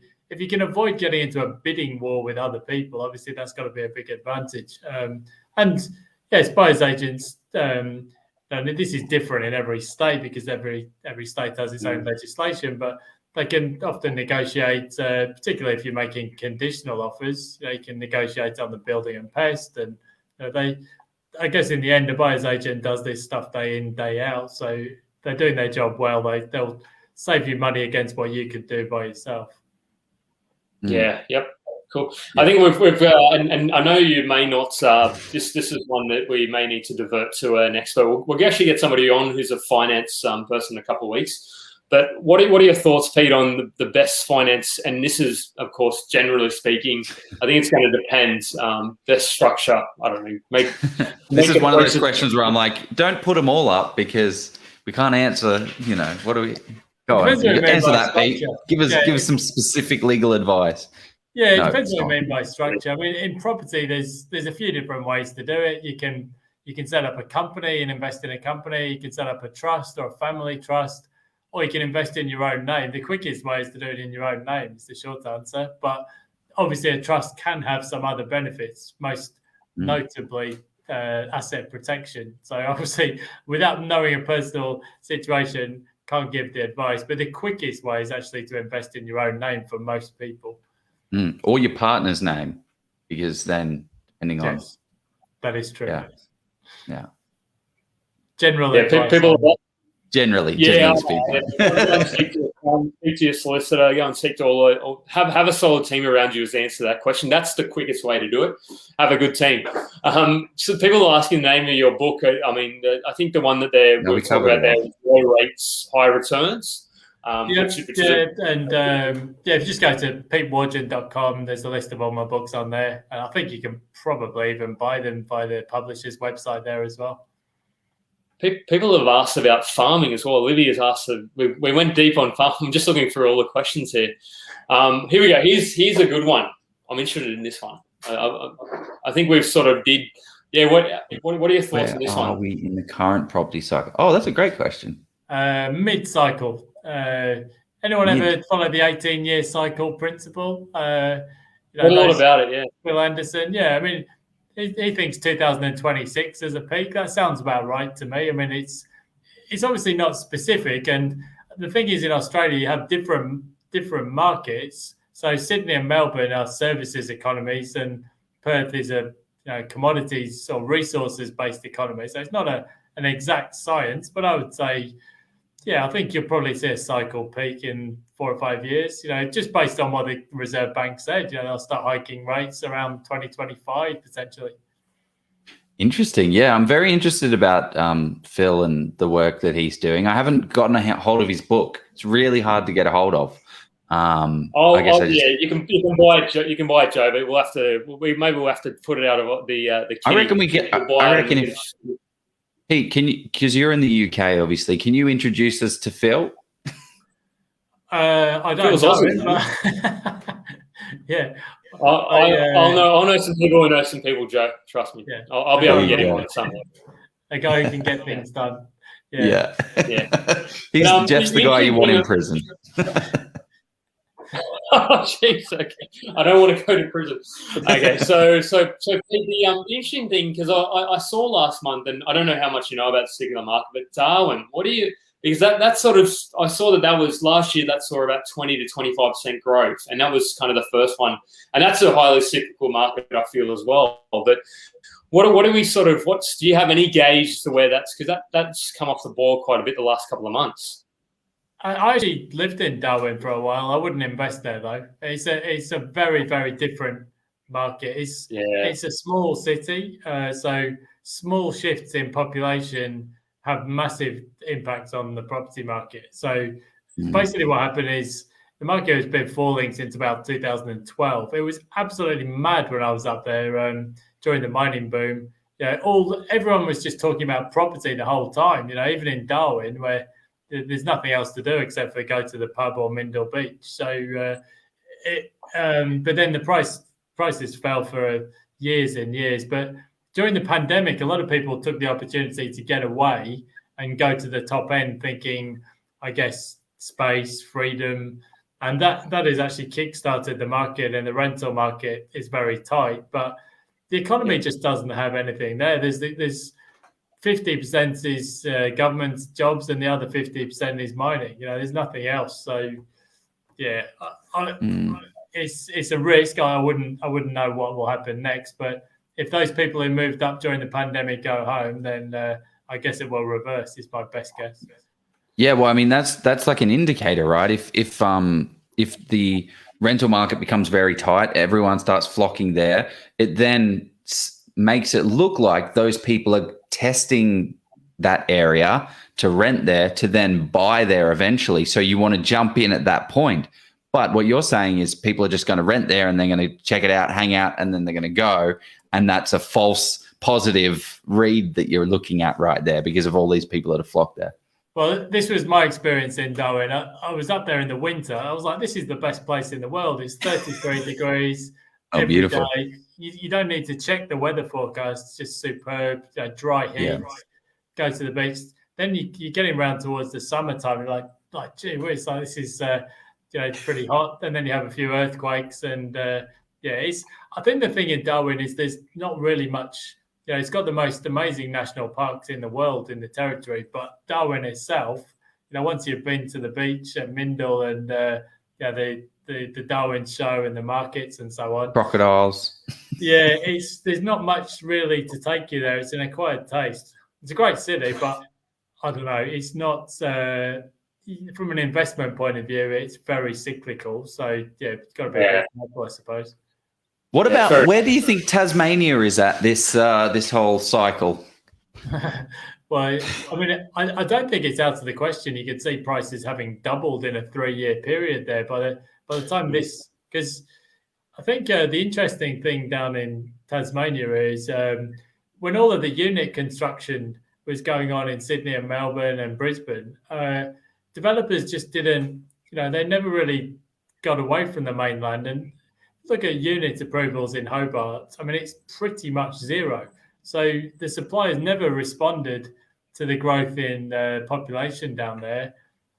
Plus, it was already cheaper by some margin than a lot of the mainland cities. And I think, prices, they've done spectacular growth over the last 3 years. And on a rolling 3-year period, you might see 80 or 100%. It's just proper boom time down there. And even now, the rental market is just tight as anything. So, I mean, it's there's nothing really to stop it in the short term. I guess the reality is you've missed the best part of the boom, though. That's the only downside. Yeah. It's I think I mean you talk about this in low rates, high return. What are your thoughts on a city like that, and I suppose not necessarily all of Tasmania, but probably just Hobart in particular, mean reversion, because I suppose it's just how it can't just I suppose keep going up by 20% a year. I mean it can, but no, it won't. Every market has a cycle, and eventually. It's just an immutable law of financial markets, supply and demand. And if enough people decide to start cashing in and cashing in on their gains, and there's not as many buyers around, eventually things will level out. It's just at the moment it's just booming along. But no boom goes on forever, and certainly not in real estate. All markets will over the long run have peaks and troughs. Yeah, fair enough. We had Tone. I think this was an interesting question that he posed about demands, and there was one about Melbourne with the earthquake today. I've got a joke about that one. We'll have to answer that one. Otherwise, I can't put my joke out there. But I think we'll probably these will be the final 3 questions. So I've got one more question that if somebody wants to submit it, you'll be the lucky last. So what are your view on demand of properties general? What drives? I mean, I think we did talk about this, but if you want to, for Tone, sum it up in a couple of points, what drives demand? Well, it depends in what context. I mean, overall, the demand for property is driven by the growth of the population. So the more people there are, but there's also, I think, in terms of this is something that's very different in Australia. Most developed countries have got an old population or aging population. So if you look at Japan in particular, everybody's getting old and the population's falling. Australia, because of what we've done since the mining boom, we've focused very much on international students, permanent visas for the under 30s. Take my example. I came to Australia as a backpacker, but if I was over 30, I never would have got residency for Australia. I wouldn't have had the points. But because I was younger, got points for that. So we've got this massive wave of 30 to 35-year-olds coming into the housing market. So that is the demand driver for Australia. It's in life we all like to think that we're all different from each other, but the reality is we tend to do the same kind of things at the same times in life as our peers. So we'll go through school, higher education, rent our first unit, but then at some point around that time we're going to buy our first home. So that's where the demand is coming from for Australia. It's just that demographic wave. We don't have the top heavy population that places like in Europe or Japan would. Yeah. So I think the short answer is probably going to be no. But I think I just wanted to put this up because I think it's going to absolutely rock the property market. It's absolutely rocking. I couldn't help. I mean, that was Dan Andreas' fault, as somebody said earlier. That's a good one. That's much better. Much cleverer than me. That's much better. Sorry, Jeff. I don't think it will have an impact on the market. No. I think it's one of those kind of freak. I mean, unlikely to happen. And there wasn't a tsunami, but what do you? Because I think there was what are your thoughts on Melbourne as a property market? Everybody's kind of. I want to be a bit contrarian and kind of say, well, I think it will continue to go all right because it was predicted to interested in your. I'm just kind of throwing to let's say 3 to 5 years ago. They were saying it was going to overtake Sydney as the biggest populated city in Australia. Now everybody's like, oh, lockdowns. I'm like, I think people have a short memory, and I think once we sort of get through the other end of this tunnel, Melbourne will continue to have its time in the sun, even though the sun doesn't shine a lot in Melbourne. I think you're right. I think the thing is, Melbourne is actually bigger than Sydney already. The only reason it's not considered so is because Greater Sydney includes the Central Coast. Even when you drive up to the Central Coast, there's a sign saying "Welcome to Central Coast." It's not really welcome to Wollongong as well. Yeah. Yes, but the ABS includes it as Greater Sydney. It's a bit the same with Brisbane. 2.5 million people, but that includes Ipswich and Logan and Moreton Bay. Logan's you can't call Logan Brisbane. Yeah, Brisbane's really 1 million people, but Greater Brisbane. So I think before the pandemic, there was people moving to Melbourne from Adelaide, from Perth. People were even moving from Sydney because it was cheaper. Yeah, so I think you're probably right. Once the dust settles, then Melbourne, it's the second biggest destination for immigrants as well. I think it will probably go just fine, to be honest. Yeah, because I see a lot of rhetoric around Melbourne being and everybody's moving away from Melbourne. I'm but what is the percentage of people? If you look at it as 25 to 30,000 is about, I don't know, maybe less than 1% of their population, and I don't know. I don't. Yeah, it's not a big number. It's just coming at a time when there's been a lot of new housing supply, so. The population growth in Melbourne was absolutely astonishing. It was going at about 130,000 a year. So if you lose 30,000 to the Sunshine Coast and Gold Coast, it's in the big grand scheme of things, it's not that much. It's just a change from what has been happening. But sells newspapers, right? I mean, I saw the other day that Brisbane's price was apparently supposed to double or something. I'm like, okay, over what time period and which part of Brisbane? And I'm like, okay, all right. Let's put a bit of context behind this headline, and I mean, I don't know. Yeah, it's funny because I was quoted in that article, and I've never anywhere said that prices would double in Brisbane. Let's say it was just very vaguely worded. Like I said, but if things continue between now and the Olympics, which is 11 years away, then prices could double. It's like, well, yeah, I suppose they might, but yeah. So they took a bit of poetic license and sort of twisted your words, and but you clicked on it, so they had the desired effect. Obviously, I didn't click on it. I just saw something. I just shook my head when I see headlines. I'm not giving the time of day to go. And maybe I was a little bit tempted, but I didn't do it. I was like, no, I'm not doing it. I'm going to be disappointed. I'm going to read it. I'm like, oh, that was a load of nothing. It was a load of. You would have opened it and gone, oh, it's Wargent again. Oh, for God's sake. No, I've got to deal with him all tonight. I'm not dealing with him today. Yeah. So, we have time for one more question if anybody wants to pop it in. But I love the way that Joe kind of brings us to a close. So that we'll thanks, mate. That's too cute. He's good at that. I'm just trying to find any other good questions that there were in case. Pete, is there anything that we haven't covered off that you would like to chat about? Not really. You mentioned check out BuyersBuyers.com.au because we've got some free tools on there. So free valuation reports for individual properties, free suburb reports. We've got a new where to buy report that's going live in the next week or two. That's the main thing. And if you want to look at my books, PeteWargent.com. I saw you've actually got a lot of tech built into your platform, like a lot more than I expected there to be. There's all these reports for different areas and demographics with a whole heap of information about the area. So yeah, it's definitely worthwhile. Yeah. We do have a final question here. What are some of the areas, what are some of the suburbs that are showing good interest, good signs for you to invest in Southeast Queensland? Where would you be putting your money?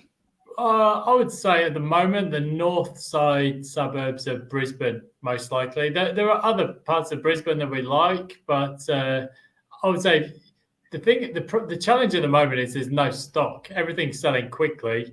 So if you look at the north side suburbs, there's more choice. There's a few more different areas there. If you go from, roughly speaking, kind of Inogra around, I would say that's where I would look. I mean, the problem with if you go to the south of Brisbane, there's more flood areas and there's some less desirable bits and pieces around there. Southwest, there are some options to the southwest, but I would say most likely your best chance of getting something bought for a reasonable price, I would look at some of those north side areas of Brisbane. And if your budget's different, I would say there's some options there too. Yeah, I would say as well, Shreya, rather than ask the best suburb, let's say I think it's important to define what somebody actually wants to achieve and what their parameters are. Because if you don't do that, we could give you 20 suburbs and they're not going to hit your criteria. So I would say that rather than focusing on the suburb is the last kind of thing, or one of the last things I would pick. And Joe's, here we go. Why is Joe trying to look like a 1940s Italian gangster? Geez, what does a 1940s Italian gangster look like? Yeah, Kat said I have to shave the mo off now. So, but it's November coming up. So it looks creepy.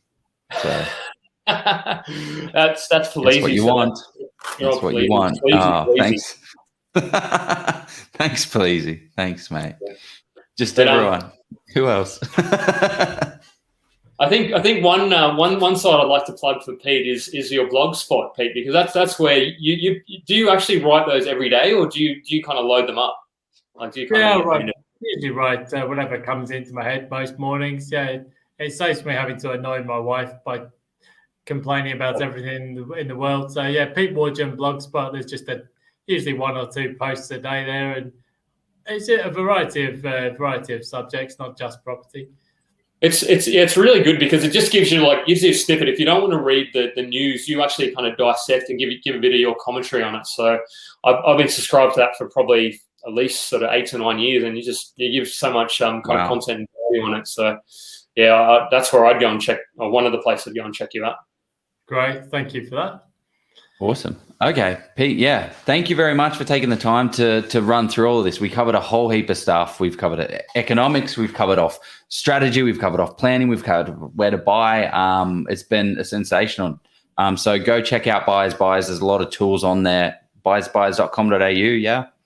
That's the one. Yeah, and there's actually a new, in the next couple of weeks, a where to buy report as well. So stay tuned for that. All for free. Giving away the goods. Yeah. There it is. Awesome. Okay. Great. Anything else? No worries. Anything, Jeff? No, I'm good. Well, I'll just say go and enjoy Crete in a couple of weeks. Yeah. I mean, I'll be lucky to go and see anybody at Christmas and go outside my 5Ks. I'll put some pictures on Instagram for you.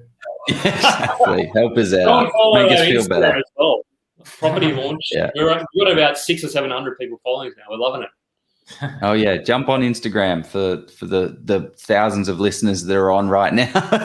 Jump on our Instagram. Yeah.